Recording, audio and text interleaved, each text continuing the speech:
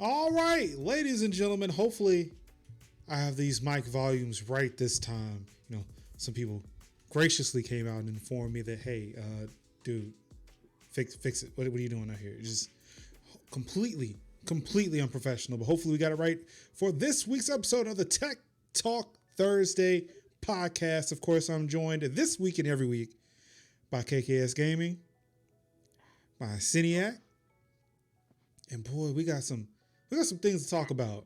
I thought it was going to be light this week, but it seemed like the whole bottom fell out between yesterday and today. Especially with Epic. I can't wait to get into the Epic stuff. But first, got some Google news for you. Ahead of the shutdown, Google starts Play Music to YouTube Music transition. I'm not sure if anybody is using any of the Google Music products. I know I am, and this is why this is interesting to me because I pay Hold Google. on, ahead of what shutdown though? What's the tea here? So Google Play Music is shutting down for YouTube Music, which is very controversial. Myself included, I do not want to move to YouTube Music, but that's what Google is saying we're going to have to do. Or, you know, I got to go somewhere else, which is kind of a bummer because I pay Google $10 a month for their music service and to not get ads in YouTube videos. And yeah, I don't want to pay $10 to not get ads on YouTube and then another $10 to go somewhere else to listen to music. Which is why I was hoping, I think Xbox was doing, their Game Pass was doing 6-month subscription to Spotify, but I have not seen that anywhere. I know they were talking about it, but I haven't found that. Or I would definitely try Spotify for like 6 months and see if I'm willing to pay the extra $10, but I'm not willing to right now. But yeah, so Play Music has been in limbo since YouTube Music relaunched 2 years ago. As the latter streaming service gains new features like last week's Now Playing redesign and Discovery revamp, the Play branded app has been functionally and visually frozen. Users have had no choice but to keep using it, as switching would require starting the audio experience from scratch. That's changing with Google, because Google is starting to let you transition Play Music libraries to YouTube Music. And as far as I'm concerned, I don't have that option yet. Like last time I checked, that option wasn't there. So yeah, for those 1 to 2 other people who are using Google Play Music, including myself, our days are numbered. Spotify. Google's on one this week. Mm-hmm. Yep, you're right. You right. I'm gonna behave, but Google is on one this week. We never asked you to behave. Go off. Yeah, please. I'm gonna keep my Mahalia Jackson funeral home fan right over here to the side of his desk. You know what we found? We was cleaning up. We found a Martin Luther King church fan. I'm like, we need to frame this. I mean, does it just have his picture on it, or was it a church fan? It's the picture Martin Luther King. You know how it does. You would remember him, and that's what's on the church fan. Like, so bam. not from when he was still alive. It's just no. Oh, okay. Yeah, it's like a drawn picture of Martin Luther King that everybody has seen in church fan form, and I'm like, okay. That's Martin Luther King church fan. We gotta keep this. It's hot. It's hot. That's what that is. Right. So yeah, I don't know. This might push me over to Spotify, but yeah, I'm waiting for Game Pass to like let me know, like, hey, can I try that 6 month? Because yeah, I might be in the market for new music if I ever leave my house ever again. If not, shit, I don't give a shit. It's whatever. True. I'll just be devoid of music for a year. Yeah. At least to August. That's a moratorium on that. check back with me in September. Nah, I'll check Gone what September 21. September 2021. I think we. Well, I'm hoping. 2022. I'm gonna be hopeful that we be good. We be good. Maybe December. I'm hoping, but as far as like going out, like out and about, living our best lives, 21, pretty much. I think I'll be good July of 2020 again. You guys just don't know how much I I aren't am. going to see Linux until like 2024. Look. Yeah, see what you guys don't know is this house I'm building is actually underground. Those pictures I keep showing, it's a decoy. The house is actually underground. Underground. Yeah. Underground house, my The way dream. that people are acting up, I know this isn't tech talk or whatever, but the way these people are acting the moment that they get outside and like have to go to places that normal people go, Yeah, like you might want to be underground because these people are wilding out here. Yeah. Mm-hmm. Yep. I don't want to be a part of their existence anymore. I reject their reality and inject my own. Yep, you're right. All right, next up, some good news. Oh. Twitter is allowing their employees to work at home forever. This is coming from BuzzFeed. So Twitter employees will never return to the office. Twitter CEO Jack Dorsey emailed employees on Tuesday, telling them that they'd be allowed to work from home permanently even after the coronavirus pandemic lockdown passes. Some jobs that require physical presence, such as maintaining servers, will still require employees to come in. But they don't plan on doing that until like what, September? I think so. Buy you some time. Yeah. I mean, that's the thing too. Like, especially with my job, I wish my job would do that. Like, Now, we just had some upgrades happen. Oh.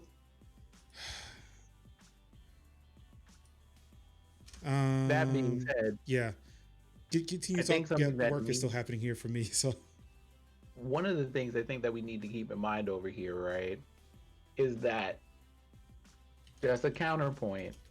I appreciate these companies who are just like, listen, y'all can just stay home and stuff.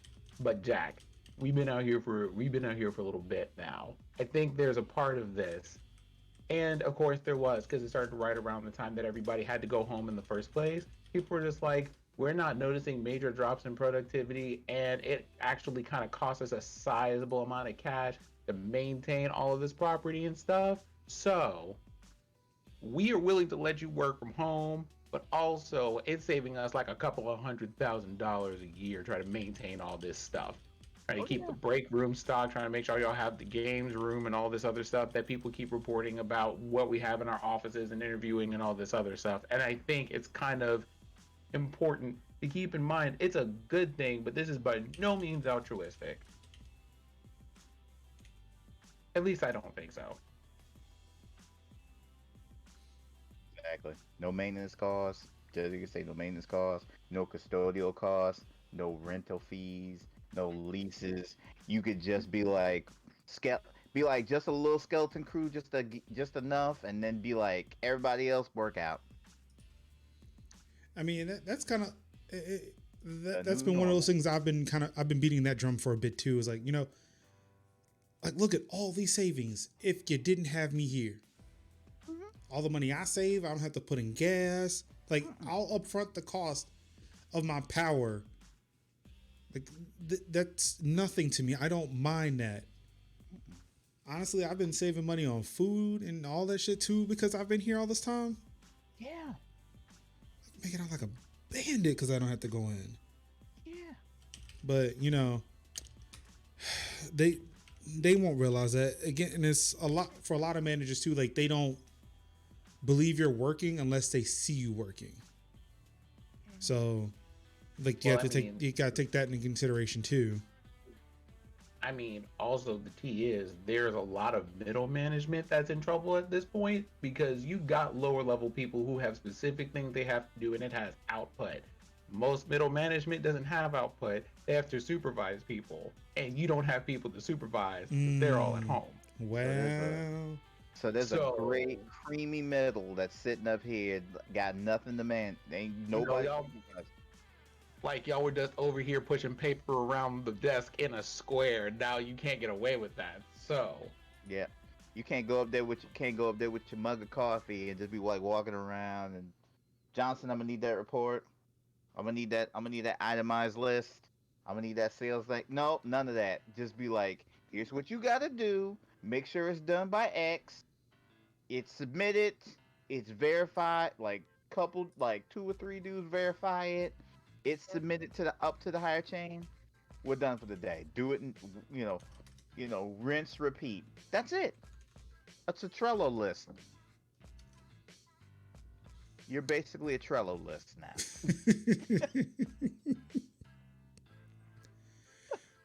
You're 2 emails. That's all you are now.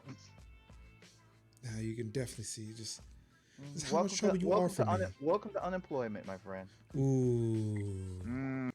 oh, you didn't have to do it. Yeah, you 3 text messages now. That's it. That's all somebody got to do. Look, 3 text messages. Look, you ain't got to tell nobody that though, right? You saying the quiet part out loud, Kevin. These people aren't going to be happy about that. I mean, well, no. I'm just saying the normal, remember? The middleman, they don't have to say that. Look, I sent the text message. Like, just fluff it up. See, now the middle managers are fluffing this shit up. Everybody's fluffing up. Nobody needs to know. Like, look, this job is really fucking basic. Just stop. Just don't like we haven't been doing resumes for like the last 7 years. Let me not. Let me just go ahead and have my water real quick. Boy, we about to talk. We about to talk about some stuff. I'm telling you. Oh boy, they don't know. Like, people don't realize, like, shit changed after this virus. Like, shit changed. Yep. That being said, there were some rumors going around that even though Twitter was looking like they were doing the right thing, Apple may not have been, and that they were trying to bring people back into the office. Apple has released a statement saying that they are not pushing people to come back to work, and that they are encouraging employees to, keep their distance from the great spaceship in Cupertino. I'm sorry. I want to go here. You see that picture right there? That whole UFO hype, like light train looking circle thing that they got going on over here. They're about to save like $10 million on that whole pool noodle that they have everybody working in. Like, that thing looked like the Halo from Halo. I still want to go there though. I mean, I do too. It looks really cool. Like, the thing is with all these solar panels, like, I wonder if they're using batteries. Like, imagine how much energy they don't have to pay for when they come back. Like, they can just be sitting pretty. Like, they're like not even carbon neutral at this point. They're like carbon negative. Yeah. Or is it? I don't know which way that would go. Is it carbon negative, carbon positive? Like, whatever the good thing is. Where they just got battery power for days. They can probably power Cupertino with that spaceship now. All the access. But yeah, so initially, a recent Bloomberg report has stated that the first phase of returning the people to work in Apple offices has already begun. But yeah, Apple's like, yeah, no. Just no. They can stay home. It's whatever. What is this nonsense they're trying to do? Trying not to look bad like everybody else. You gonna look bad. Yeah. Yeah. Try as you might, you gonna look bad. I mean, they're already opening up their retail stores in certain locations, which, yeah, I'm good. Yeah, who out here trying to go to a store to buy a phone?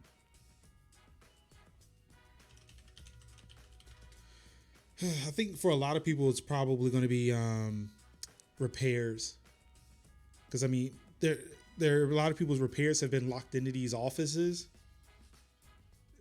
prior to the pandemic. So they're probably like, look, finally you're open. I can go in and go get my shit. Please, just want my MacBook. I've been able to work in 2 months. Okay, so we're gonna take a detour. I was trying not to talk about this today. I really was, but we're gonna have that happen. So if they are gonna have these people working in repair or retail at these locations and whatever else, they need to be ready to talk to some folks about security protocols. Because if I read one more article this week about how some customer didn't want to wait in line in the middle of a pandemic after deciding to go outside of their house instead of staying in the house, and decided to like lay hands on people who didn't say anything to them except please wear your mask and please be patient because we have like 5 people in the store and there are 500 of you outside, we're gonna have a problem. Exactly. Y'all don't know how to act. Like they let you have like 2 ounces of sunlight. You want to start a riot in the middle of a Red Lobster on Mother's Day. Oh, wait, what? Oh No. my God! I'm so glad you mentioned this. No. Nah. I'm so we're glad you good. mentioned this. I cannot. I saw that and I was like, first off, I would not have waited that long to go to Red Lobster on Mother's Day pre-pandemic. What? I'd be damned if I'm gonna go to a Red Lobster post-pandemic and see a whole bunch of people standing up here trying to get some Cheddar Bay start to throw hands for Cheddar Bay biscuits. No. It's not that damn serious. Oh How my can God. Google Cheddar Bay biscuits? No, like You can when bake them they had joints. to escort this woman out of the store, and Yeah. while doing so, this woman was screaming about her little pocket change that she wanted back, which was fair. You want your money back, that's cool. When they were just like, "We're gonna get you your money back, but you need to stay out of the store," Right. because he was mad about the wait time. Right. She decided to swing on one of the people who works there. This And- thing right here, y'all are gonna go places and they still have to maintain these social distancing rules because they're not trying to be sued behind you getting sick from being around people. So they have to do that. They have to protect these workers. Everybody has to do all this extra stuff because, in case y'all forgot, whole pandemic is still happening. Still happening. We are in progress. We're 12% through the loading bar. Okay, Nice. that whole thing is happening. Right. So when you get over there and these lines are longer than usual because there are fewer people that they can have in a space or working at a space, and y'all decide to act violent and all this other stuff, I seriously hope someone picks up the whole box your phone, comes in and just throws it at you. Much. Pretty much. People out here is wilding. And on Mother's Day, no less. On Mother's Day, on Mother's Day. Sunday, like y'all had no reason. For no reason. Yeah, the most For I did was cheddar just biscuits? the most I They're not did on that good. Sunday was beat Final Fantasy VII. We ate wings and we watched For Life. We caught up on For Life. That's what we did on Mother's Day. And my mama was happy. And we didn't have to go out in the midst of all this madness to try to get no Olive Garden or no Cracker Barrel or no Chinese buffet. We just kind of stay home, hunkered down, and relax. That's what we Right. Like, did. maybe it won't. Maybe it won't be there when this is all over, but it ain't worth it now Mm-mm. for It's the not. chance to never, ever go Now? again later. Like now? Nah, I'm good. I can get shitty Italian food anytime, anywhere, just not here. Exactly. Just not now. Exactly. Not now. Not now. But yep, so Twitter, okay. Apple, who knows? Yeah. Just good luck to everybody in retail. Mm-hmm. And Hang in that there, being y'all. said, if y'all are gonna go out, you shouldn't be going out. You should be in the house. Yeah, I But if don't- you're gonna go out and I- go to a retail establishment of any kind, be nice to these people. Yeah. Tip. And tip. Tip. If you making people having to work out here in these Red Lobsters and doing curbside and all this kind of stuff, tip your people. Kick them an extra $10, $5 or $10. They deserve that. They work real hard for that. Mm-hmm. Mm-hmm. All right. So for those who have any MacBooks from 2011 to 2020, please be careful what you're plugging into that device. Apparently there is a major Thunderbolt security flaw that has been found, and it doesn't seem like it can be patched out. The main thing I would, kind of suggest, because for most people, you're not really going out into the wild. You're not going to have to worry about, like plugging things into it. The one thing I would say people may need to worry about is the fact that with Amazon and the supply chain kind of being kind of crap nowadays. Yeah. If you were looking for that cheap thing that can get to you quickly, maybe not buy the cheap thing. Just wait for the one that you trust. Yes. Because now malicious individuals can probably take advantage of, hey, Anchor isn't going to send out products any faster than me. I can probably undercut, send these terrible cables, get your system hacked, and then you've just lost all of your Macs. And I want to say this is not only tied to MacBooks. I want to say this is any device that has Thunderbolt built into it. Right. So, yeah. Please be careful what you're plugging into your systems. Two-factor authentication. This two-factor requires you to read and make sure you get your equipment from authorized sources. Don't be out here ignoring your stranger danger lessons from 3rd grade when you're buying these chargers. Reputable companies. Aukey or Anchor. Oh yeah, I couldn't remember the other A one. Belkin is a pretty good one too. Yeah, Belkin's a good one.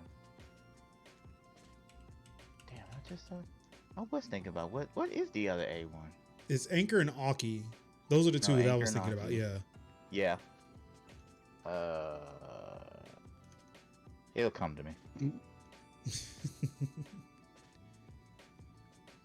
All right, so let's see here.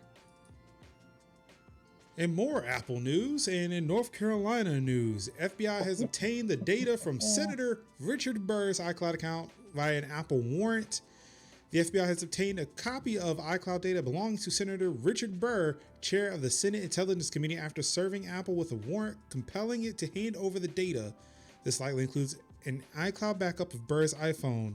The FBI used the data in order to obtain a subsequent warrant to seize Burr's iPhone as part of an investigation into whether the senator broke the law to profit from the coronavirus crisis. The GOP is falling. Like, I don't want to make this political, but we out here existing. It's gonna happen. It's gonna happen. Yeah, this is one of the senators from my state, and I am so glad they're getting called out on their BS right now. This is kind of special because of the fact that, the FBI and Apple have always gone head to head as to getting people's data. What's making this special, and the reason why Apple comply with the FBI, is because of the fact this is on the iCloud, and they do have those keys to unencrypt data on the iCloud for customer restoration.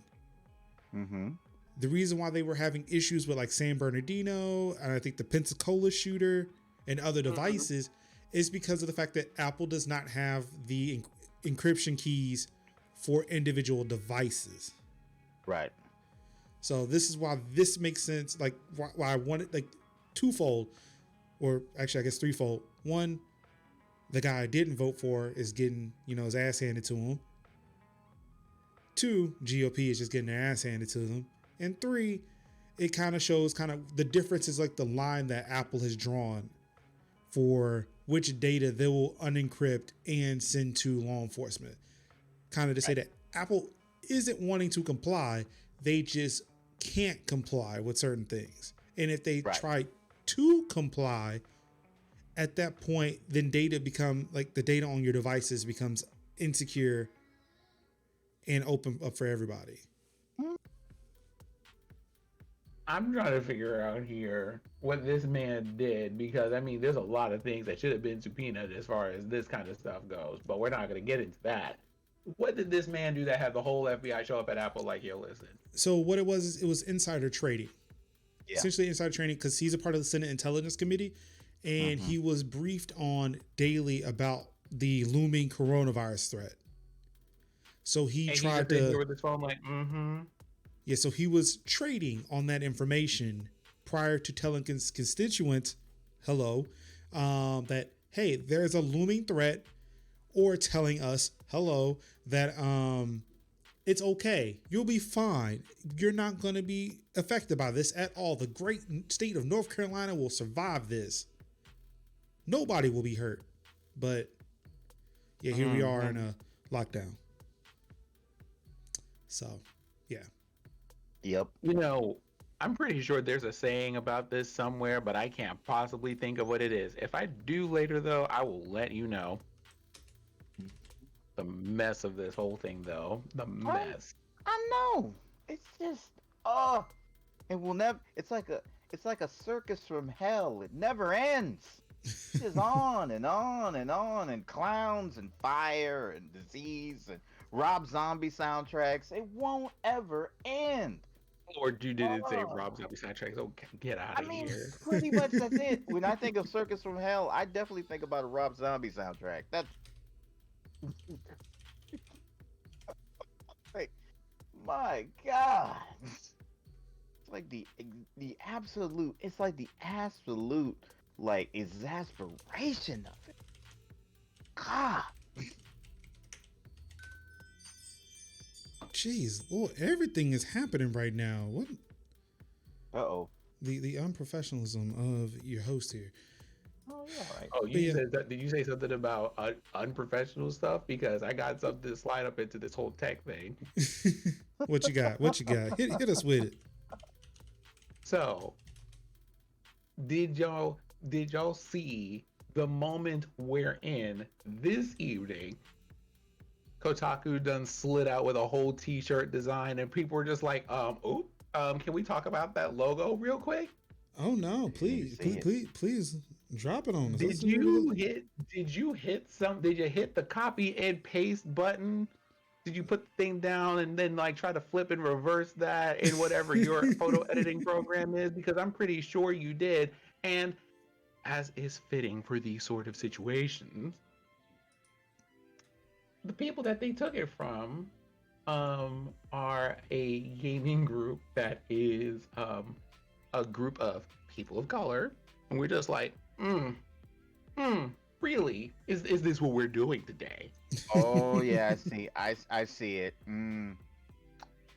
See, I had to go to The Twitter. group in question is known as Game Fanatics.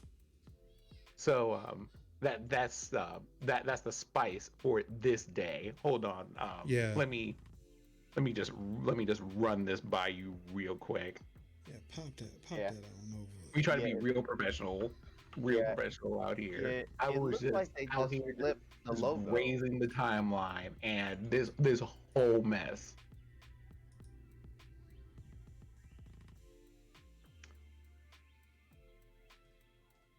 Wow.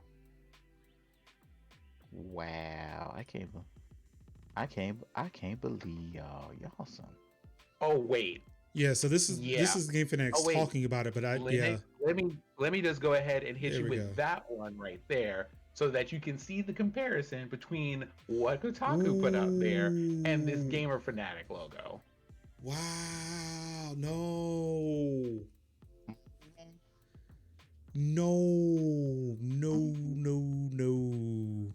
I mean, that's like a Boy, I tell you, what's it? Jason Schreiler's, and they all. Both had to pull up and go like, so we gonna talk about that? Wow, Jason Schreiler's, and y'all just done fucked up. This wouldn't happen if Gita was there. So I'm just going to just very politely let everyone know that is all of an hour old. This tea is fresh. Wow. I can't wait till that gets published. It is scolding his chest right now. It's just that hot. And they swore up and down, yo, we finna have a movement. We finna be here's like, what rise kills up. me. And Look at the model in the Kotaku shirt, and then scroll down a little bit and look at the model in the original logoed shirt. there's a link and there's a link to that particular shirt on Amazon to buy. Oh, y'all out here doing the utmost. This ain't a good look. It's not. It's not a good look. They could have gained better. They could have did better on this. Yeah, Something. they could. You know, this is like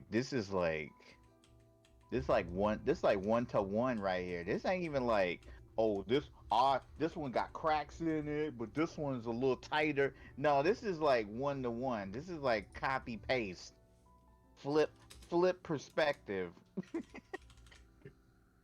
I could tag this up in GIMP real quick. Lord, Yes. this is just shameful. That's it. That's my contribution to tech news this week. Yeah, you hate to see Please that. go listen. I mission people, pay people, give credit to people. If you want logos and stuff designed, please talk to somebody who understands how to do their research and not mess up like this. Not in 2020, not in week 8 of quarantine in 2020, where everybody has free time and they see everything and respond immediately. You can't do it. Yeah, and y'all supposed to have like a art department and everything. Like, this ain't like, oh, I paid somebody a couple bucks, through Fiverr, but Oh no, not the lawyer. Somebody's feeling quite litigious today. they lawyers on it. Get the lawyer. Somebody call your mans. Wake him up. We got work to do. And speaking of sanity things, y'all might want to lock up your browsers, hide your search history, because the FBI is coming for it. The Senate has voted to allow the FBI to access your browsing history without a warrant. The U.S. Senate voted by a single vote to allow government agencies like the FBI and the CIA to access your browsing history without a warrant. This means that they would not need to show probable cause for believing you have committed a crime before requiring your ISP to hand over its records on your web browsing and search histories. So you remember that center that we were talking about just a moment ago? Mm-hmm. Oops. It probably has something to do with it. Yeah, but I bet somebody gonna be checking out his browser history. Oops. I'm just saying, if you do things in the incognito window, it doesn't record, but we're not going to do that. It'd be like, how to insider trade. Oh, wow. We got some people in the audience here who know what's up. That's all I got to say about that. Oh, yeah, most definitely. Like when I read this one, like, okay, I definitely need to look into a VPN now. Like, it's one thing I toyed around with, thought about, but yeah, now it's like, all right, yeah, I need to stop fucking around and just do this. You can slide up into my DMs when you do things. I mean, if you got a code for ExpressVPN, because I think that's what I was gonna go with. I'll think about NordVPN. I hear them a lot. They had a security breach about a year or so ago. Okay, so ExpressVPN. ExpressVPN is the one that everybody's on right now. Cool. Gotcha. Honestly, at this point, I'm waiting for that one to get fucked too. So, if I'm not mistaken, private browsing will only keep it from being recorded from the local machine. The ISP yep, that's what the VPN is for. Because as soon as you hit those DNS servers, pop, it's away. So now we got to know, who was the one vote, the one person who was just kind of like, you know what, let me just go ahead and sleep at the wheel today. I mean, there you go. Oh, we got name names. I mean, you got names. It's a public record. Yep. It's always a public record. I'm gonna vote you out. I'm gonna vote you out. I'm gonna run against you. Once again, not the aim of this particular podcast to be in any way political, but here's the thing. All of these political things that we kind of don't want to talk about most of the time end up impacting our lives in very real ways. One of them is, hey. And just so you know, it's not on party lines because they needed a 2/3 vote. So these are mostly Democrats and Republicans, Just, including your boy Cory Booker. not cool. Let's see Not who you. who else is in here. Not you. Let's see, Burr. Not you. Oh, Burr voted nay. Actually, seems like a lot of Obviously. Republicans have voted nay. Romney voted nay. Lindsey Graham voted nay. Mm-hmm. Oh, the other Republican senator from North Carolina, he voted yay. Mm-hmm. Can we just talk about the fact that we have like these like hundreds of people or whatever who are making these very particular votes on policies for things that they don't understand? I don't understand it. Your girl Harris voted yay. Oh, Harris? Mm-hmm. Wow. That's another thing. Lord. Elizabeth Warren voted yay. Wow. Old Liz? Really? Liz. Let's see. What am I looking for? What's his name? Sanders didn't vote. He didn't vote. Makes So I mean, You want to know what the worst part is? I looked at this and went, I know that Georgia went and did the incorrect thing. And sure enough, as I sit here and look at these lines, living and breathing. Yep. They did that. Georgia don't be See. knowing. Loeffler, I guess that's how you pronounce his name. And Purdue. Even voting against what seems like their party. Yep. Just that too.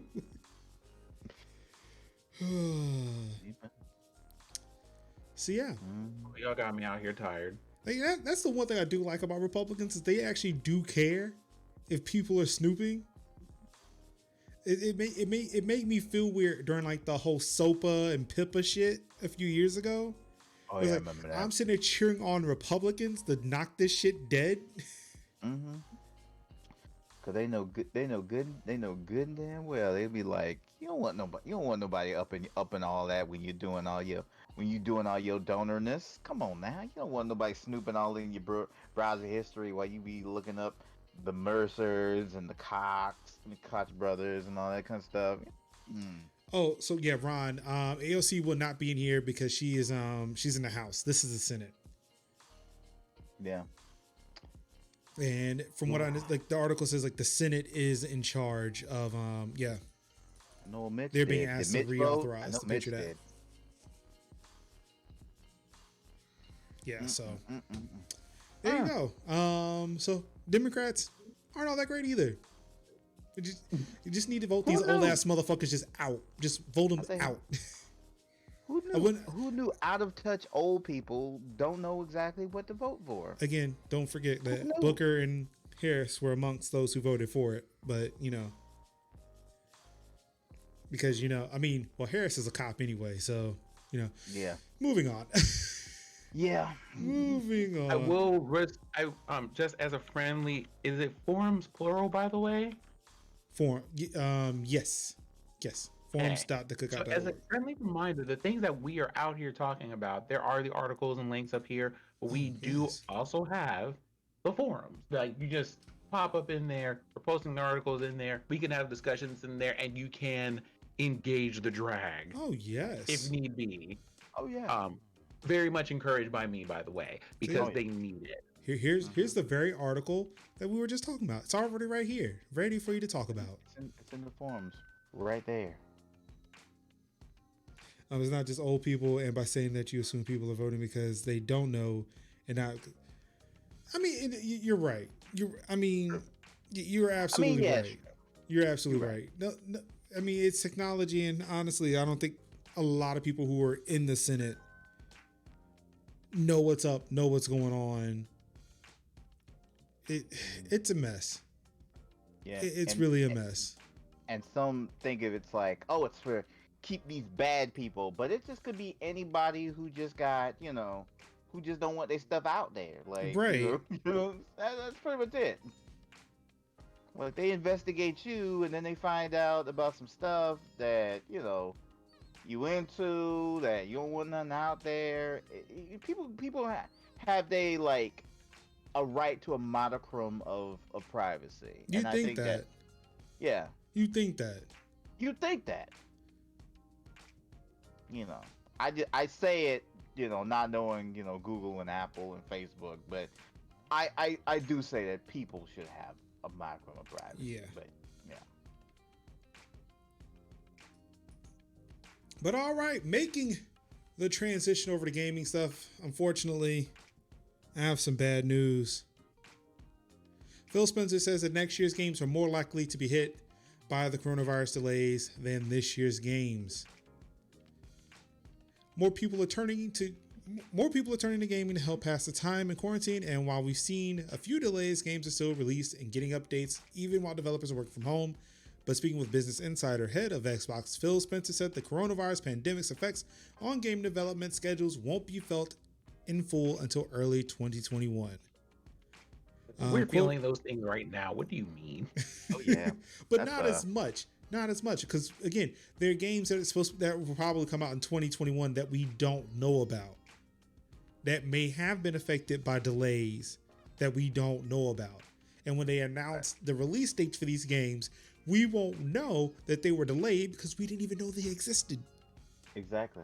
Just come out. I mean, it's one of those things like we told y'all this this is the constant black refrain, the hymn of our people and our ancestors for generations.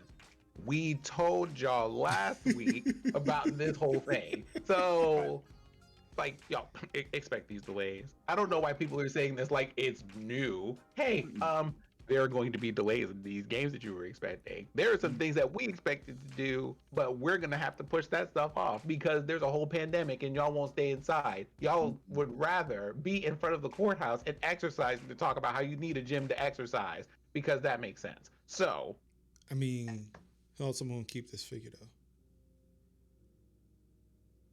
though? I mean, The gun show. Lyndon's got that whole home gym. It's like a whole floor. Oh yeah. Thunder, lightning. We'll see how those droughts might be a little bit longer. Again, you got those backlogs. Work on it. Look, we'll get to it a little bit later, but Grand Theft Auto 5 is free for a week, so Oh my god, yes. it's plenty of content for you right there. Playing content. Oh, Witcher. wait a minute. They released a character recently. I think it was like today or within the last couple of days. They released a character for Grand Theft Auto, and so many people tried to download it that it caused 500 servers on the 500 errors on the server, which means servers out here just crashing and crashing and crashing while people are trying to. I'm like, y'all, it is Grand Theft Auto. Please calm down. Please form an orderly line.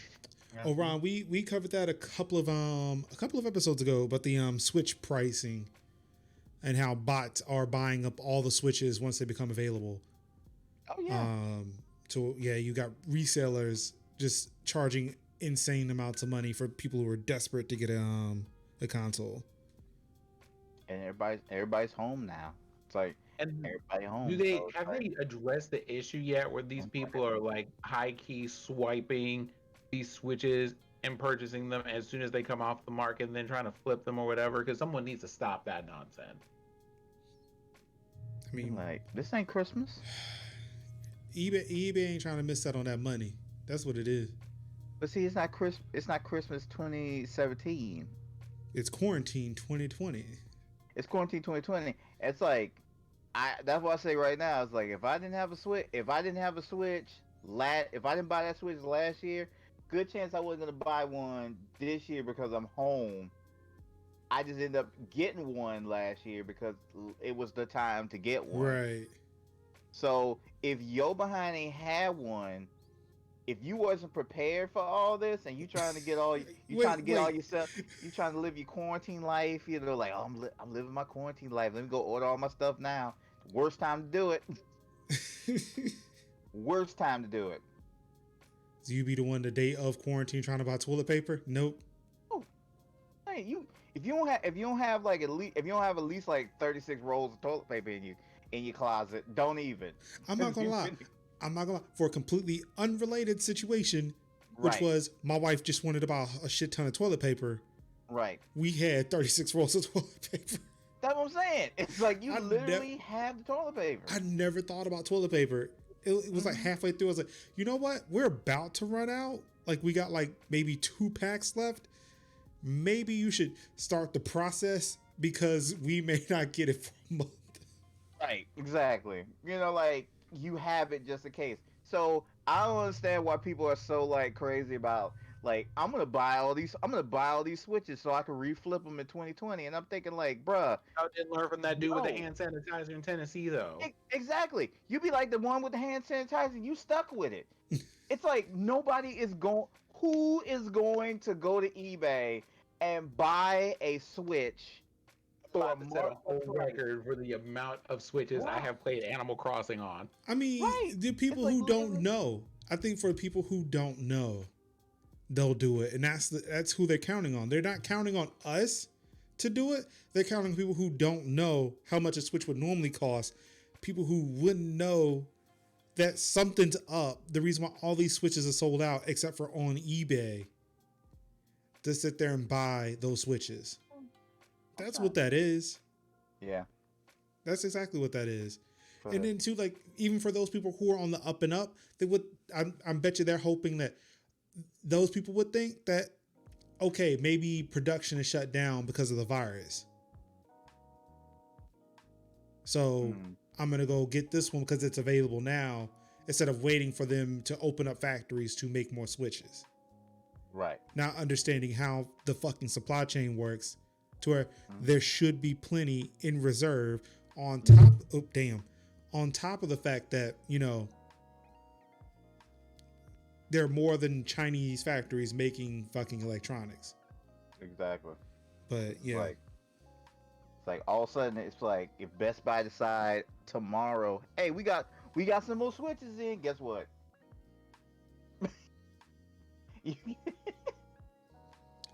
but yeah. So you're looking for games for next year. You may have to wait. You may have to be waiting a little bit longer, especially if you get those brand new shiny consoles. That's all right, though. Y'all got enough things on backlog, low key. I know y'all like have a And- whole 3 pages worth of Google Sheets that you have organized for games that you meant to play on stream and have not gotten to. Ooh, It's And all you right. know- Y'all can take this up and just play it offline. It's okay. And Google Sheets go forever. So if you got 3 pages of infinity pages, yeah, you got games. yeah, you got games. You got games. I ain't got that. I ain't got them games. But I And of got- course, in typical fashion, EA's got to fuck it up for everybody. of course they do. They are making next-gen upgrades confusing by not using smart delivery. I know last week I mentioned that all the games that were in the Xbox showcase, the Inside Xbox 2020 thing, that they were all smart delivery. I was wrong. Because one of the games I wanted to play, Madden, is not. They are going to be selling you 2 different SKUs. Oh no. Or hold on, I might even where'd it go? Electronic Arts, however, is handling next gen upgrades a little differently. It turns out that there's a catch. EA debuted a few seconds of in-engine Madden NFL 21 gameplay footage. Could y'all spot that? Yeah, I barely even noticed it. It was like a blip. I mean, like 20, 19, 18. The segment concluded with Kansas City Chiefs quarterback Patrick Mahomes saying that the company would provide free Xbox Series X upgrades for the Xbox One version of the game. That's true, but only for a limited time. In order to get the next-gen version of Madden NFL 21 for free, you must purchase the game on Xbox One before December 31st and redeem your upgrade on Xbox Series X by March 31st, 2021. So they're pulling the Windows 10. You don't want to go full. You don't want to go full Windows 10. You just don't want to go full Windows. Windows 10 is actually great, but Yeah. you don't want to go full Windows to where you offer people just like a free upgrade for a year. It is like, but even then too, like people have found ways around it. There are people who are still able to upgrade from Windows 7 to Windows 10 now for free. Exactly. So it's like it's weird. Microsoft never even really took that hard of a stance for it. But yeah, there you go. EA is still as shitty as ever. There's no smart delivery. You can just get an upgrade. So if you Shaking my head. if you get that Xbox Series X on April 1st, you just ass out. Because I doubt you can upgrade before getting the console. I'm pretty sure it's like you try to load the game on that system and they'll give you the free upgrade. But yeah, way to go, EA. We knew you were gonna do that. Just like the sound of those two letters together at this point makes me tired. It is very, very grindy. Just. Like I'm tired. I need like a whole energy shot at this point. All right. Who's ready for some more announcements? Ubisoft will host a digital showcase at Ubisoft Forward on July 12th. Of course, as everybody knows, E3 2020 is canceled. There's none, just whatever, just gone. You got Jeff Keighley's thing in 2019. Continue. Talk about it. As we know, E3 was canceled because of the COVID-19 coronavirus pandemic. June's fast approaching, though, so publishers and developers who would have been up on stages saying pretty words like the next the next decade of gaming are now detailing their online-only backup plans. Ubisoft are officially doing their E3 stop showcase for July. Of course, just assuming, Assassin's Creed Valhalla will be shown, Watch Dogs Legion will be shown, Rainbow Six should be shown. Do you think Quarantine is going to be shown? Do you think they'll change the name? You know they won't. Think we'll get some Beyond Good and Evil 3? Or was it? No, Beyond Good and Evil 2. Jeez. I was trying to say, when was there too? Yeah, when did sorry. it come out? Sorry about that. Yeah, Beyond Good and Evil 2. Yeah. What else? What does Ubisoft got going on? I would like to see another Mario and Rabbids. Yeah. I want to see another one of those. Those are really good game. That was a really good game. It was better than it had any right to be. Yeah, I have to check that out. Like, I mean, if you like XCOM, like the Gears Tactics, you'll love this. Actually, I would prefer to play that more than I would want to play XCOM or Gears Tactics. It just seemed so more cutesy and open and just didn't seem grungy and I want to kill all the aliens. Yep. So June 12th, 8, or I guess noon Pacific. What was that 3 hour time? Mark your calendars. Maybe I'm still seeing that E3 really isn't happening. It's kind of hard to gauge what our plans are for announcement coverage will be. But yeah. Yeah, it's like wasn't our boy trying to do the whole thing up in a real big way with a whole conference for all the people who decided not to go to E3? I mean, it'd be nice. Yeah. But now we had to split it up for like 5 months, so it's kind of hard to really figure out what's going on. Yeah, it's like the Wild West. You wake up, you don't know what you wake up to a new Paper Mario, and I'm like, what the fuck happened? What? Like you don't know what's gonna be jumping off nowadays. It's gonna be like used to be like I know I can just expect everything to kick off in June. Now there is no June, so brothers is like, oh, we're just gonna throw a Paper Mario, Pikmin 3 remake. Wait, was that announced or you just... What, Paper Mario? Paper Mario, I know is real. Yeah. But this Pikmin 3 announcement you just dropped. No, it's a rumor. Oh. It's a rumor. But it's one of those things. It's like everything that came out on the Wii U has been remade or made better. So right now it's just like, well, of course, the Pikmin 3 is coming out. Like nobody played on Wii U. We can have people play it. We can have people possibly play it on. That's exactly what that is. Like nobody picked up the fucking Wii U, so it was like everybody has a Switch. We'll just put it over there. Like Wonderful 101. Yeah, all the good. Yeah, Wonderful 101. That was a good game. People missed. I'm gonna cop that one. Some of the Xenoblade stuff. Could play that. Try that again. Xenoblade Chronicles, the definitive edition. That's coming out in the I end of the think month. 3D World, like, so a part of the Mario 35th anniversary thing. I think Yeah, 3D yeah, World's 3D coming World's out. supposed to be coming over. Like, Yeah, nobody has might. announced that shit, but Mm-mm. it'd be nice if that's what they announced today. But no, Yeah. Paper Mario. Like, I don't care. I mean, I'm alright with it. I played Paper Mario before. Just It's 3D okay. World. Just give me 3D World. Yeah, 3D World. I'm good with that. 3D World. Yeah. Pikmin 3. Sure. I need a good Mario to play. Right. So yep. Keep your calendars marked July 12th for the Ubisoft announcements. So this came across my desk. I'm gonna play this. I'm gonna see if you guys can tell me what this reminds you of. Are you having a moment of name that tune or whatever? No, not a tune. no. Just Look at it. What vibes are you getting? we've got one person that's kind of got it. I'll play it again for those in the back. Wait for it, and the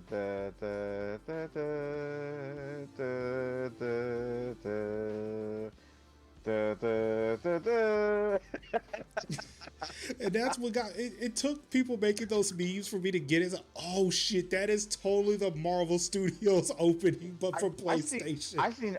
I picked up on it day one. I was like, as soon as I seen it, I'm like, this reminds me of the Marvel opening. It was, for me, it was what stood out for me was the fact that they used that intro song for something else, and I don't remember what it was for. I can't remember what it was for. I want to say it was just like their PlayStation, like their movies, like they were making them just based off of PlayStation titles. I want to say I probably heard it during the Ratchet and Clank movie. Probably, yeah. Which I did not pay to see at all. Mm-mm. It was great. Somebody was offering tickets to a screening, and I went. It was awesome. Here's the Ratchet and Clank movie I paid to see. Bam! I think I played some of that game too. This right here is basically the Ratchet and Clank movie mixed in with gameplay. But like, it was like that movie and game is a reboot of the first one. Yeah. Yeah, like PS3 did steal the font from Spider-Man, even though Sony does own the rights to Spider-Man. Yeah, so Jim and I pointed, they did really steal it. They technically own the font, but why? You didn't have to use it. They were like, my font. All right. But yeah, so all of your first-party titles will be under the PlayStation Studios brand. You know, Sony's been trying to play some catch up, and it shows. Like, they're just putting. It's really weird. I don't know what Sony's doing. Nobody knows what Sony's doing. Of course, you got people who are saying that, are they, lagging behind Xbox? I don't necessarily think so, but I still think that, you got to tell somebody something. We are running out of time here. It is May. You're launching a console in about 6 months, and nobody knows what this fucking thing looks like. What are we doing? Yeah. What are we doing? Yeah, we need to see that. And we saw a controller, but again, what are we doing? We didn't for Xbox. We done seen the controller. We done seen the console. We done seen the expandable storage. Mm-hmm. Now, granted, we've seen the PS5s. Gameplay. We've seen the PS5's expandable storage because it's just an NVMe drive. We know what those look like, but oh yeah. I mean, you try to tell the average consumer, hey, you can upgrade your hard drive and try to show them what it looks like. They're like, no, I'm okay. I just got used to the hard drive. You mean I got to put a computer chip in my system to make it run fast? No, I'm good. Screwdriver? No, thank you. Yeah. So, yep. PlayStation, first party studios. There you go. Mm-hmm. They've now become Marvel. Well, I did include one game announcement. Tony Hawk's Pro Skater 1 and 2. A remaster. is coming to a console and PC near you in September. So they hit y'all with Final Fantasy VII, but they were just like, nah, we're just gonna go ahead and keep that nostalgia rolling. Every single one of y'all been asking for Tony Hawk for the last 5 years, been like, remake my favorite skating game with all those soundtracks, you cowards. And then they were like, all right, well, let's square up. So here we are. Here we are. They were just like, come get these ollies, come get these rail grinds, come get the whole thing. As somebody who's played a lot of these games, 1 and 2 respectively, I'm happy to see it. But I remember I remember 5, so I'm very cautiously optimistic. But I am indeed happy because I played a lot of them 2 games on the PlayStation. I played a lot of these when they were on those PlayStation 2 demo discs that you had Yep. limited runs of. So we're here for it. Yeah. That being said, the only thing about games like this, and it looks like the people who did it are those kind of people. You want the kind of people who either worked on games like Tony Hawk or SSX Tricky, where they have a love for the sport and the people who do it. You can see that and how they make these games. But from what I can see in this preview, the people who made this are probably people who love those original games that are going to do it justice. So I'm optimistic about it. Yeah, I mean, at least we don't have to wait too. I don't know. I mean, well, I guess with everybody being locked in, you don't have to wait too long. It's coming out in September, I think. Well, that's going to be weird because September's a big month. Yeah, so September 4th, so you can play this a little bit before Cyberpunk comes out later on that month. Yeah, I don't. Also, I'm so glad to hear that this is on a PC because listen, at some point, whether it's this year or in the next 5 years, we're just basically going to be like, all right, we're about tired of these consoles. Y'all keep coming out with a new console. Either let us replace the parts for these consoles or just port things to PC so we can just upgrade those parts. We ain't got time. I mean, we're getting close. I can play with a controller. So. Exactly. But we getting close. I mean, there's still rumblings with Horizon's going to show up to PC, or was that announced? Yeah, that was announced. That was announced. Okay. It is coming to PC. I think it's the summer. Well, I know Death Stranding is coming this summer. Right. I can't remember about God of War is coming to PC. Well, there you go. All right. Ooh, yeah. Well, Saint, you ain't gotta wait to the next console. Just do it now. Yeah, do it now. You good? Don't even worry about it. And you get all the Switch games. I mean, it's nothing but an indie machine except for the Nintendo titles. Mm-hmm. And just give Nintendo enough time. Yeah, that's what I do. I basically have PC and Switch now. Whatever's not on PC, it's going on the Switch. Yeah, that's pretty much what. Yeah, I think when I move, I'm gonna really try to figure out how to reconfigure my PC to connect to my TV so I can play games on there. But I'm also probably going to need to invest in a stronger GPU so I can try to push 4K 60 better than my 1080 does. Yep. Or that I assume it will because I've not tried that. And I'm definitely afraid. I'm super afraid to do that. Yeah. Steam lists Horizon Zero Dawn as summer 2020. Oh, okay. So, wow. Look at it probably June, July. Probably more likely July, maybe. Yeah, it's probably going to be after... after Death Stranding, especially if they haven't put out a date yet. Yeah. Oh yeah, and I do remember the announcement because they had a dude who tore up his room because PlayStation fucked them apparently. You still got your game. You're all right. Yeah. So now we're here with epic news. Epic dropped so many bombs yesterday. They did. Should I start with the big one, and then go to the little ones first? I mean, later. Sure. Go ahead. Let's start with the big one. Let's start with this big one. Mm-hmm. Unreal Engine 5 was announced yesterday. And ladies and gentlemen, again, Sony isn't saying anything about the PS5, but everybody else is. Oh yeah. They're like, let me show you what we got. So Yeah, so Epic Games. This is Epic Games' little tech demo that was running off of PS5 hardware, kind of showing their new global illumination, their new, you know, polygon thing, like pixel triangles, and a whole bunch of nerdy cool things that just made me, you know, have a moment to myself for reflection a little bit.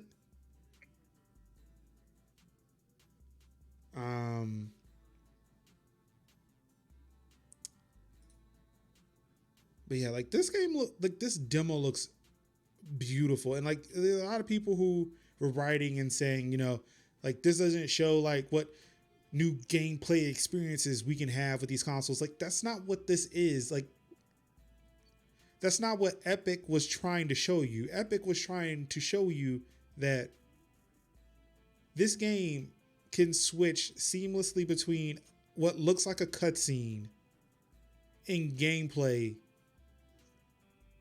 just effortlessly. Right. Like this looks amazing. Like let the developers figure out what they need to do. That's not Epic's job. Epic's job is to show you like this is what your games can look like. And they're still saying like if with this running off of the PS5, which everybody is assuming is going to be the least powerful system, like this is this is the baseline for all the next gen. Your Xbox Series X can look better. Your PC will definitely look better. So for this running at 1440p, again, and this is 30 FPS, there were people who were bitching about it not being 60. But like if it looks smooth and it looks crisp and it's a good looking 30, I'm fine with that. Yeah, like, I don't care. Like look at this.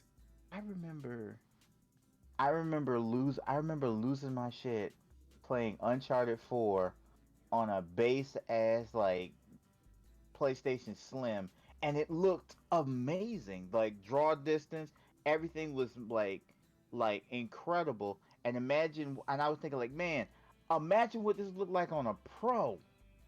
Like wow, like that's what I'm talking about. Like look at the quality, the lighting, the ray tracing, you know, the ambient occlusion, all that, you know, all them big good terms that nobody care about but us. But we care. We love this. Yeah, like I and love again, to like look at this.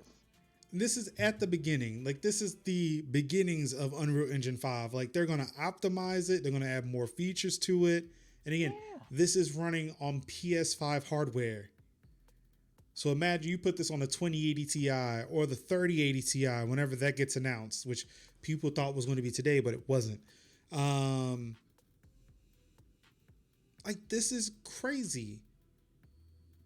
And for this to be like, this is all in engine. This isn't a cutscene, but you could have fooled me on that. Mm-hmm. Like I played Final Fantasy 7 and finished it.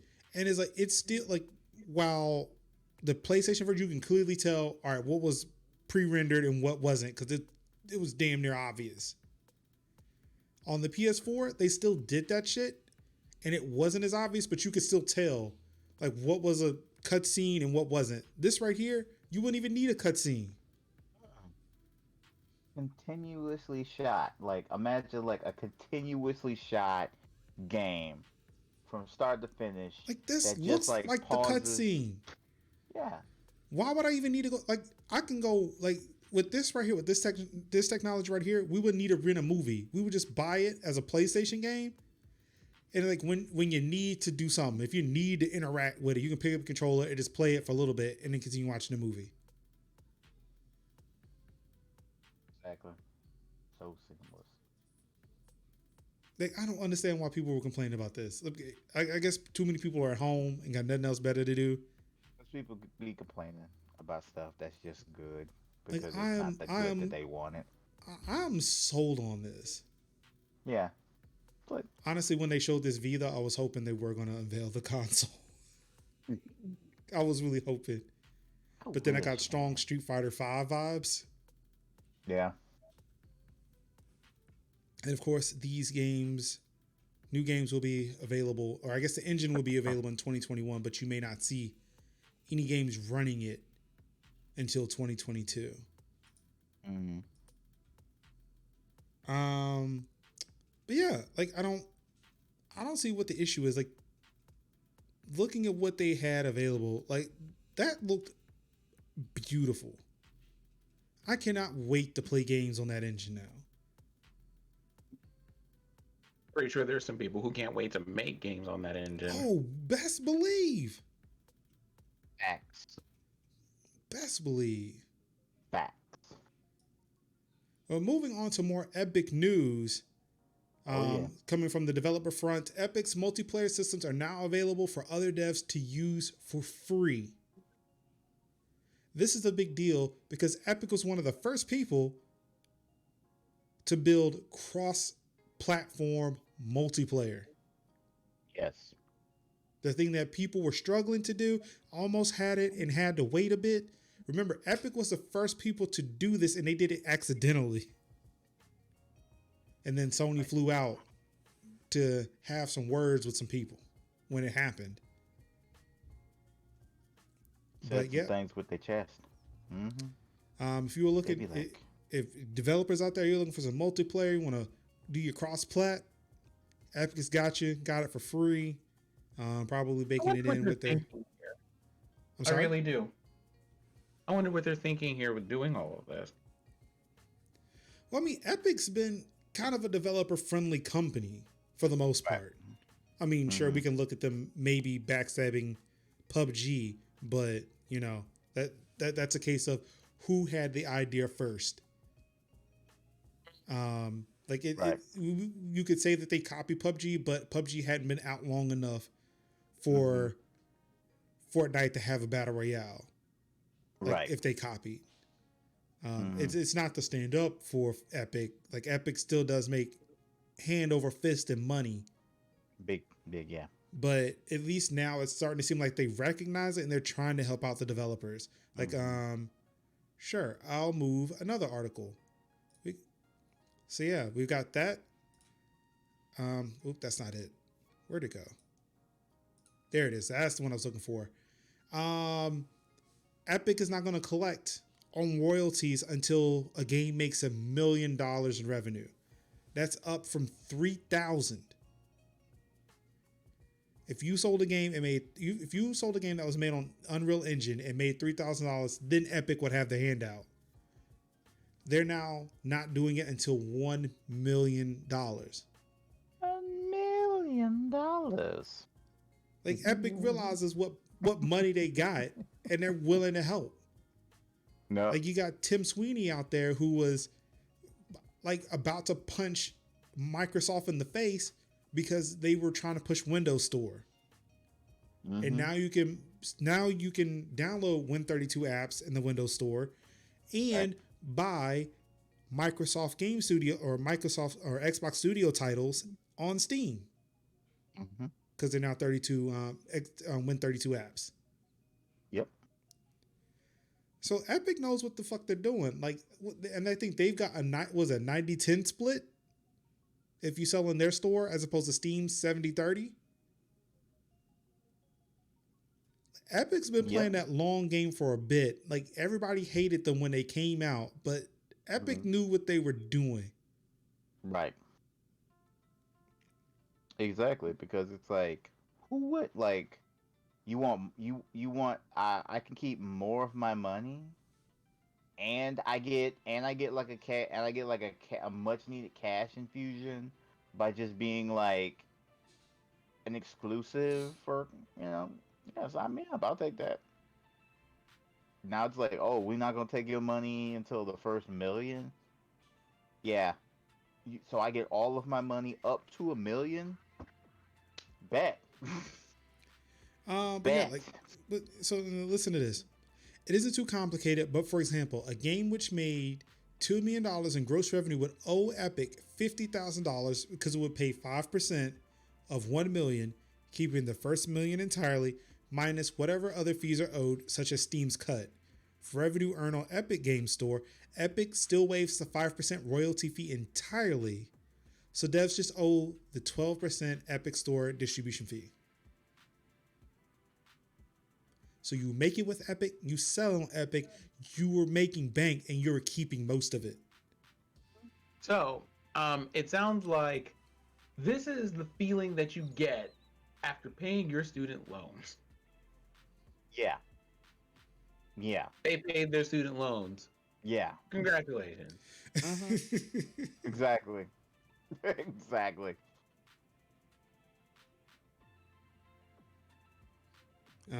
So yeah.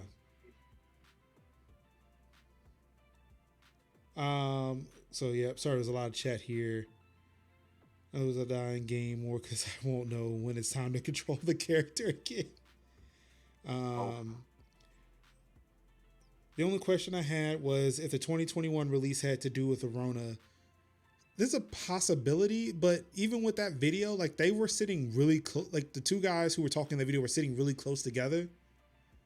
Which, actually, yeah, that would really kind of lean into that. Like they may have recorded that epic intro, that Unreal Unveiling, some time ago. Right. But they got to a point where, okay, now we can show everybody what we made. So there's a possibility, like even just getting them to that point, having to be comfortable to announce it, might have been Corona involved. There's been talks that the announcement could have been tagged for GDC, but because of it being canceled, they may have had a little bit more time, and they could have just announced it on their own terms. So. Yeah, Jim and I would definitely like. I would definitely love to know what not having student loans feels like. Yeah, I don't. This 6-month break is feeling great. Yeah. I wouldn't know what that is. I mean, well, because I don't have student loans, but yeah, go on. So, in case you were wondering, Fortnite is coming to PS5 and Xbox Series X. Anybody? No? Okay. I mean, I care. Well, actually, I played on PC, so it's whatever. But, you know, just in case you were wondering, it's I'm coming sorry. to the new consoles. I'm just gonna. Can I get a quick poll, real quick? From all of our listeners out there, or people who do not possess blue hair. If you don't have blue hair, do you actually care about this game? Like, are we invested? Is there a thing? Okay, we have a singular individual right here in the back pew of the Brooklyn Tabernacle who cares about this game. Look, I got my first Victory Royale a couple of days ago. I've been a part of many, but I got my first one. I got the final kill a couple of days ago, so I'm newly invested. Like if it wasn't if it wasn't for about like a month ago, when some people invited me to play, I probably would not care either. But you know, you get on a team that is actually pretty decent, and we're winning a few matches. You know, that changes. It changes a person. I'm not gonna say I'm gonna go pro, but it changes a person a little bit, just a little bit. Right. Just a little bit. Yep. But yeah, I mean, yeah. So some people care, some people don't. Like I could care less that it's something I already knew was going to happen. The announcement I can care less about, but hey. But the one thing that they did mention is that they will be putting Fortnite in Unreal Engine 5. So there's that, and I would be really interested to see what that would look like. Considering what I've seen of the graphics of this game, unless they're trying to make it look like hella realistic like this. I mean, I'm wondering if it will come with like optimizations to make it run better. Like if they don't change the art style, but their pipeline is highly optimized, maybe it'll just run better on existing hardware. I just imagine it running like Minecraft with RTX with the RTX driver where like the lighting is good, you know, that would be nice. That would be nice. like real time ray tracing in Fortnite. I don't know Little what that would cleaner do. textures. Yeah. I don't know what that exactly would do because like you're outside most of the time. Yeah. But I guess if you're chilling in a house and nobody can see inside the house because it's darker inside than it is outside. Right. It would. Maybe. Yeah. I can see that. You know, You just hide in there. Yeah, a little texture on your banana guy. You know, your banana guy, your cat muscle guy. You know. Just realistic fur. Yeah. Textures. All right, now last bit of news coming out of Epic. This came today. If you did not know, if you do not own GTA 5 on PC at least, y'all should go to the Epic Game Store and download it. Go get it. However, if you try to do this when it was first announced, yeah, you might not have had good luck. As expected, I would wait a day for that. I'd let that cool down a bit. Yeah. As expected, the Epic Game Store is giving away Grand Theft Auto 5 for free this week. Unexpectedly, the attention-grabbing act was to kick off another mega sale with some big discounts and more coupons, and perhaps predictably, the offer of free GTA apparently raised enough interest for Epic Store and clients to fall flat on their cyber faces. Yep. So, yeah, that happened today. Apparently, Epic was not prepared for that, but again, Epic is doing all the right things for the past past 3 days. Yeah. They've been doing all the right things, so it'd be interesting to see kind of where they all shake out after this. Like, you know, Steam sale is right around the corner. I think those dates did leak, but I don't remember what they were. But yeah, I mean, Epic's on the come up. They're slowly building out the store a little bit better. And this hopefully brought some good press to them, maybe. Next up, for all your fighting games out there, EVO 2020 has become an online event. This is the newest in victims to COVID-19. And you would think that maybe with it being online, they would bring Mortal Kombat back. But yeah, so. Oh wait, no, they did. Open tournament games are Mortal Kombat 11, Killer Instinct, Them's Fighting Herds, and Skullgirls Second Encore. Wait. So this is going on for like a month. So EVO Online kicks off on July 4th and concludes on August 2nd. So yeah, fighting game fans, if this is your thing, here you go, right here, EVO. It's right online for you. You don't have to go out to Vegas and kill yourself in real life, because apparently the mayor of Las Vegas has lost her fucking mind.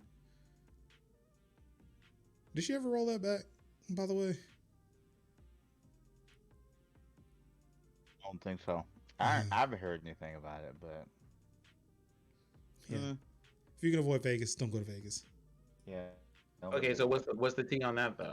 Oh, she sacrificed her city as guinea pigs. She said Las Vegas will be the canary in the coal mine. Full open. Everything's open. Like casinos, shows, everything's open. No social. You don't got social distance. You don't have to stay 6 feet. Hey, you don't want to wear a mask? We're not gonna make you wear a mask. Go off. Like she said her city will be the control group. Oh, okay. You know, Karen 10502 can just be shelved and ignored. We can go ahead and hit the mute on that whole thing, because I'm pretty sure I think the people over her head and the rest of the city went, exactly whomst do you think you are speaking to? We will not be a part of any of those experiments. Thank you very much. You can take yourself outside and go get sick. I'm not about that. Funny you mention that, because when asked if she would also be going out, she was like, no. You know, that whole thing where I'm just like, oh, the government, so we're reopening businesses. Can I get a tour of like the state capitol, or can I get a tour of like the governor's office or anything like that? Well, of course not, because there's a pandemic outside. Really? Who could have guessed? Who would have known? I had no idea. I just made the journey. I figured you would be open like everything else. Yeah. When the tour gonna be? Like I want to see the president. I want to see the Capitol building go off. I want to see Miss. I want to hang out with Mitch McConnell. How's everybody doing? You know something? It is almost as if they know, if Mhm. there's just some kind of, Oh, they oh, I know. don't know, demographic discrepancy over here at work. Mhm. Who could have, Yeah. but, but, Well, They just waiting for that would just Elysium to be be built. suspicious. And, It's gonna be we don't, we certainly don't have people in leadership who would put people in danger needlessly for their own greed or hmm anything. mm. it's like the bunkers in Cloverfield, man. They just waiting. They waiting. They like, man, if Elysium was real tomorrow, you would see the rocket ships flying. If Oh, Elysium was real tomorrow, everybody would be in the tub. exactly. We'd be all out there in our exoskeletons. I'm about to go to work. Well, if you're going to be choosing some place to drop in, don't do it in Vegas. Drop into some Don't Call of do Duty it. Warzone. And if you Ooh, are that segue. new to Call of Duty Warzone, you're going to be hit with the mandatory two-factor authentication. Oh That yeah. sounds really familiar. Mm. It's like the thing that we talk about every week, Every and we week, tell everybody to do. That literally takes like 2 seconds. it It takes does. like 2 or 3 seconds, and you are protected. It's like Protected. wearing a mask. It's like wearing a mask for your computer. Exactly. It's what you need to do It's to what get accounts things done. crave. It's like Brando for your online security. It's what plants crave. It's what you need. But this one isn't necessarily to protect you, but it's to keep other hackers from creating new accounts in Call of Duty Warzone. Oh, that's awesome. Apparently, yes, Call of Duty Warzone has had a cheating problem. That much is clear. And like many other free-to-play games, part of that problem is that bans don't mean much when you can fire up a new account in seconds. To stop these particular miscreants from popping up again and again, Warzone has introduced mandatory 2FA on all new accounts on PC. Excuse me. What this is doing is sending like having unique identifiers for devices. Like, yep, he's already done this, or they've already done this. Don't give him a new one. Don't give him a new one. So Be now like, those accounts are going to oh, cost you the you cost do of a this phone. again.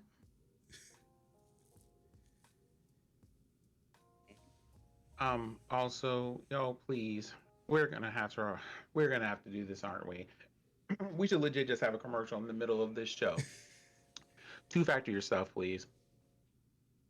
Please. Two-factor your stuff. You have from now until the end of this show. It will take about that long. Download an application. If you are on your Apple device, you could probably take a picture of the thing that you need to take a picture of, or whatever else. Two-factor yourself, please. Factor Google all of that. Authenticator, Authy, Mm-hmm. again, for I have specific both, one on the applications. work phone and one on the home phone. It's free. It works with everything. Like Yes. free Exactly. 99. Please, Exactly. please just two-factor your stuff. And for Mm-hmm. specific games and applications, Blizzard has one, and Microsoft has one, Steam Mm-hmm. has one. Steam has one. Great thing about the Steam one that I do contest to it. Even if you're not logged into the Steam, if you log into the Steam mobile app, and for some reason you're not logged back in, you can still use the Steam Authenticator if you're not logged in. If you're currently not logged in, but you have logged in. So even if you haven't so I just basically just keep the Steam app in case I just need to use the authenticator, because why not? It's that simple. Protect yourself. Protect yourself. Protect your neck. Your computer and your applications and your accounts neck. Okay? Listen, there are Okay. too many people out here with free time on their hands. Don't be out here unprotected. This isn't the wild, wild west. Like Wu Tang Mm. already told y'all, protect your neck. Protect your neck. And all right, that's it for the gaming news today. Surprised we got some stream news to talk about this week. Oh, okay. The state of the stream, April 2020. Everybody's game we love to hate, Valorant, Oh, is topping the Oh, I thought charts that was this Fortnite, month. but we're okay. Valor, we're back here. See, a game that's worse than Fortnite. yeah. Fair. See, I play Fortnite, but Valorant. So yeah, while Well, Valorant is kind of ma'am. like the leading thing, this so this whole report here is more or less just saying what we already know. Again, more things we already know because of COVID-19 and because you are locked in your house, and also because you do not have managers looking over your back to see what you're doing on your computer screen. More and more people are watching game streams. Yes. Around 100% growth. Like they double. The number just doubled in the amount of hours watched. Exactly. Because you're like, Because you were watching 8 hours at home when you got home from work. See, now those 8 hours you were at work, you just watching them now too. yeah, exactly. Twitch Couple with tabs 100, open. yeah. So Twitch with almost 100% growth year over year. YouTube gaming got one. Wow. Facebook 238%. Mixer not so much. But yeah, with all these combined, yeah, you got an average of almost 100% growth year over year. Like people are watching. So like if you trying to get into streaming, now might be like again, there's never been a better time. It's the best time. The best time. Best time. It's the best time. Yeah, March and yeah, coming from March over to April, you get a growth. Still get a growth rate of about 50%. Month over month. Again, still Facebook seeing a lot, which is weird. Yeah, Facebook is making a push, aren't they? But then again, like their numbers have to be. Yeah, their numbers are significantly lower. No, Mix's number. Wow, I did not know Mix's numbers were that low. Yeah. See, I was thinking that Mixer would be third over Facebook. But see, I because guess of, like, Facebook's had Mixer- that built-in base of just being Facebook. Yeah, exactly. Of it being like, oh, I'm just happy. Oh, I'm on Facebook. Might as well just watch somebody stream. Same thing goes with YouTube, where it's like, people who have like good sized audiences on YouTube, just basically turn the stream on and be like, I'm streaming whatever today, and you know, and then you got that content, so makes sense. Yeah, so apparently Valorant's been changing some things up with the top 10 Twitch streamers. Oh damn! I keep forgetting this is an image and not text, so I try to double click it and it went away. There you go. Valorant showing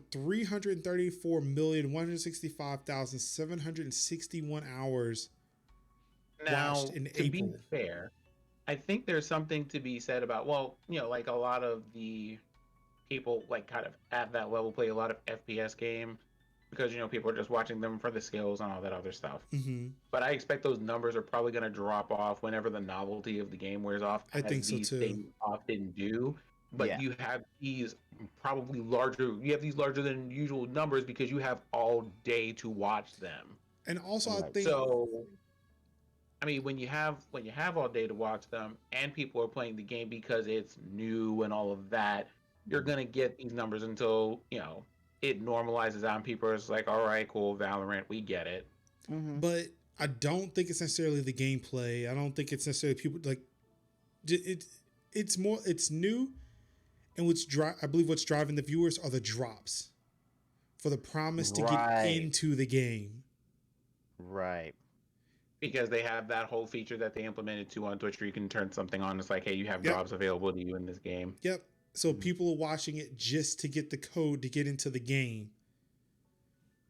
But Yeah. then again, I at think that all three point, of us stream out here. Please don't come to to these streams looking for Valorant drops, y'all gonna leave dry. Hmm. Yeah, because it's like when the Owl was on Twitch. That's the Overwatch League. So when the Owl was on, you would get these like you would log in, and you would get these like, of course you get these drops, and you would get like league points. And every time and then you would watch for a certain amount of time, you get X amount of league points. So you would get like massive like amount. This is when I used to play and or care about Overwatch. But yeah, you would get these big drops. So it was like twofold. You had the viewership, and of course you were getting like these like good sized healthy drops. Borderlands 3 was the same way too, where you would get these codes to access loot chests, and you can get like loot chests in the game, and you can drop, I think it's like badass versions of enemies in the game through the stream. So it added a little extra functionality to it. So I do like that. But just as sense as if you coming in there for them Valorant drops, you're gonna be leaving dry. Like, Yeah. So yeah, I think that's what drove those numbers up.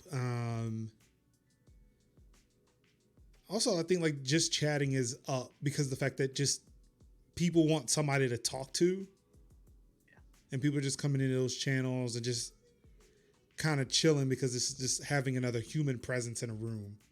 It's kind of comforting for people. plus a lot of people are not like, especially somebody that has dabbled in some just chatting. A lot of people just you're not just like just chatting. Most of the time, I'm just sitting back in there and I'm like watching YouTube videos. Like I'm sitting in there. We watch like wood turning videos and like restoration videos where they like fix stuff. So it's kind of like people just like to come in there, look at some chill stuff, and be like, "Oh, what you watching? Oh, you like wood turning videos? I love that. Come through, follow." So it kind of gives you like it kind of like opens up your, instead of you being like so gaming focused, you can end up going and be like, "Oh, hey, let's have a chat," or, "Oh, hey, let's just watch these episodes of Hell's Kitchen," and you know and laugh when bruh says donkey, so it's cool, man. Yeah. So like saying just chatting hours are going up. Music is on the come up as well because again, just Oh artists yeah. sitting at home, Mm-hmm. just trying to do something, hoping to, make it big on Twitch, if not already being big. I mean, you've got DJ streams that were like, were very novel during the beginning parts of Oh this. yeah. Now it's like, So yeah. I think these are one of those things that or the people who are more attentive to it. I remember this was a thing that came up in our first TwitchCon that I went to. There was like, most people think that Twitch is mostly going to be for games, Mm-hmm. but I'm pretty sure that the tide is going to turn in the next couple of years where people just come there for all sorts of stuff. And a lot of those things are either going to be performance related or educational or both. Yeah. So you have like people who are out here doing, here's how art concepts work and teaching you about those. You have people who are outperforming music and maybe even teaching people about those things. But you also have things like people teaching others how to code on Mm-hmm. these streams, how to like design things and how to come up with systems of design on those kind of stuff. And I'm following some of that too. Not to mention, like they straight up had, we're like putting straight up sports on this channel. So like you got like whole football games up here too. oh yeah, It's yeah, like it's about to be like high key cable TV. Oh yeah. yeah. Mm-hmm. And I that's the thing. seen. Like last Friday, I was talking a co-host for the show I do on Wednesdays. One of my co-hosts and I, we were talking with a guy who is kind of creating a cable channel solely on the internet, and he approached us for some of our content. So yeah, like people are making business out of that just to try to create content that people can get access to for like $0, no barrier to entry. And probably make some money off of some ads. When I was approached again, you got people saying know your worth, but for me, like, I still have a full-time job. I'm not hurting, so it was like, look, if I can help somebody, you know, find new content, if it gives me an audience, it's whatever. I'll worry about the money later, but like right now, like I'm being a drug dealer. I'm giving it a taste right now. You know where to find me for the real shit. Mm-hmm. You right. But yeah, so that's the state of streaming, as it were. And for updates, software updates, if you are on a Mac and you use Adobe Acrobat Reader, update that shit like right now. Of course, this is coming from Tencent, a Tencent security researcher. Still Thursday. Today disclosed 3 security vulnerabilities in Adobe Acrobat Reader for Mac that could allow an attacker to gain root privileges and access sensitive user data. Adobe patched the vulnerabilities in an update to Acrobat this week, so make sure you are running version 2020.009.20063 or later by opening the app and navigating to help check for updates. And Adobe has shared a security bulletin with more details. Friendly reminder, wow, update Gemini, your stuff. that Second hurt. friendly reminder, go check out forums.thecookout.org. Yes, because the links are there. The links are there with that information. But Gemini, that hurt. To be fair, I also went to check to see if I had the exploited version of Adobe Acrobat Reader.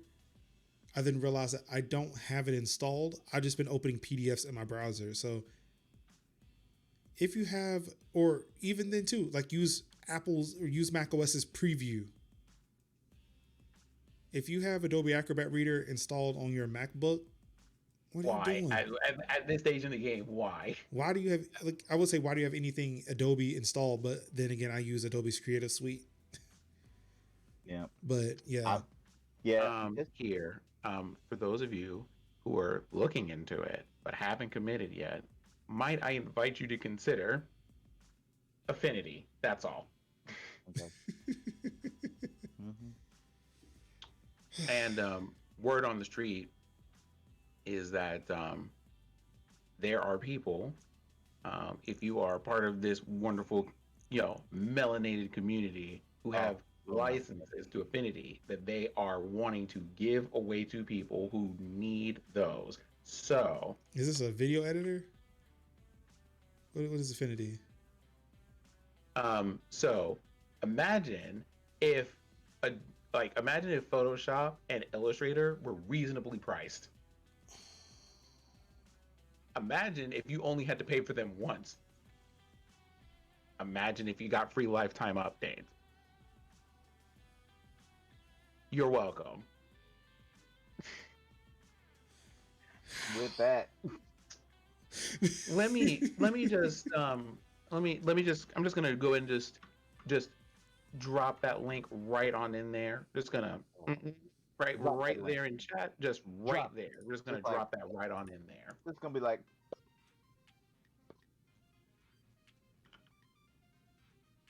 drop that link. $25.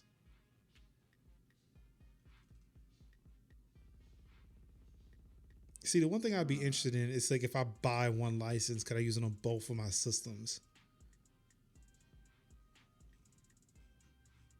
Because I would like to go back between Windows and Mac if I can. I mean, you got time. Time to do a deep dive. I'm just saying. Yeah, I got $25 to spend, so I can find out. You got 25. You got $25. I do have $25 to spend. But all right, ladies and gentlemen, on that note, it's time to say so long. Of course, I'd be remiss if I did not mention St. Jude's Children's Research Hospital. We are still doing the fundraiser. I know we have a big fundraiser coming up Saturday.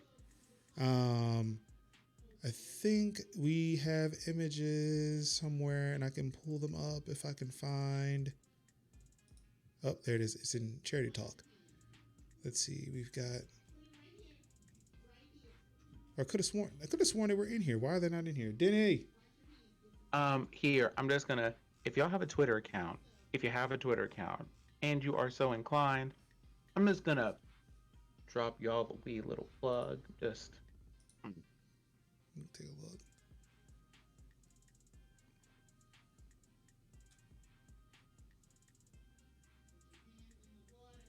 Oh, look at there. So yeah, definitely I'll check that out. I think I know. I think I might be in the wrong channel. It's not charity. I'm trying to find the St. Jude's channel, but I can't find it.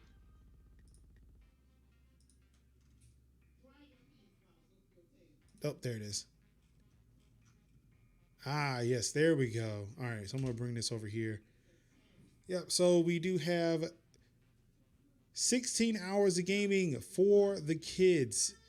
Of course, we got Warren G. Martin, Pleasantly Twisted, Brother Genesis, and Titty Von Doom coming up this Saturday starting at 8 a.m. Eastern Standard Time. And then on Sunday, we got even more Warren G. Martin. We got Win Easy. We got Ron Lazama. He's in the chat today representing. And Queen Simone. Again, this is starting at 8 a.m. on Sunday, going to 12 a.m. Eastern here. Twitch.tv/The Cookout. 2 days, 16 hours, 32 hours of gaming and fundraising goodness to raise funds for St. Jude's Children's Research Hospital. Which, by the way, we're like, what's it? Math is hard. $935 away from this $15,000 goal. That math checks out, right? so y'all can just like run up on that real quick. I mean, If not, we at wait. the very least, we would enjoy your presence and just general encouragement and cheering, and also it's free entertainment. Y'all like literally do not have to be Exactly. bored for a whole weekend. 3 hours of free entertainment And make by clips. people you probably like And make for clips. 2 whole days. And make clips. Oh yeah, that's right. Make them clips. You know, it's gonna be really Make them good. clips. Make them clips. Make them clips. Make them clips. Make them clips. That's the awesome thing, because I would like to look back and be like, haha, that was nice. Oh, that's cool. That's what I'm talking about. And when we make this, and when we put this whole like highlight reel together, it's gonna look nice. It's gonna look real Trust me. nice. Gonna look real nice. But that's gonna do it for Real us nice. this evening. Thank you so much, everybody, for tuning in on behalf of KKS Game, on behalf of Cineac. It's been your boy Mark Summers, Major Linux. Of course, you guys could have been anywhere in the world, watching any stream or reading the tech and gaming news yourself, but we know you're lazy and we don't mind reading it to you because it is our pleasure. Tech Talk Thursdays. I think this is episode number 6. It's in the books. And all I've got left to say to you wonderful people out there is, I love you. Peace out. Now, Where we going? we got to find somewhere to go.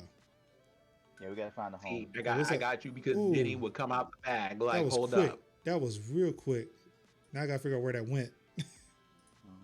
Oh, I know. Okay, yeah, I forget this is here. Bop.